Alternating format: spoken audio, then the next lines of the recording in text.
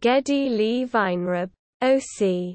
Born Gary Lee Weinrib, July 29, 1953. Known professionally as Geddy Lee. Is a Canadian musician, singer, and songwriter. He is best known as the lead vocalist, bassist, and keyboardist for the Canadian rock group Rush.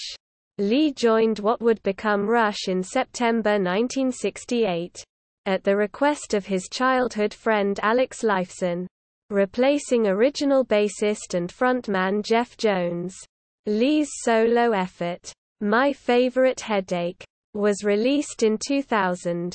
An award-winning musician, Lee's style, technique, and skill on the bass have inspired many rock musicians such as Cliff Burton of Metallica, Steve Harris of Iron Maiden, John Myung of Dream Theater, Les Claypool of Primus, and Tim Commerford of Rage Against the Machine and Audioslave.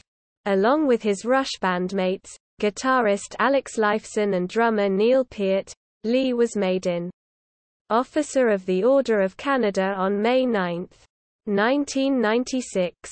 The trio was the first rock band to be so honored as a group.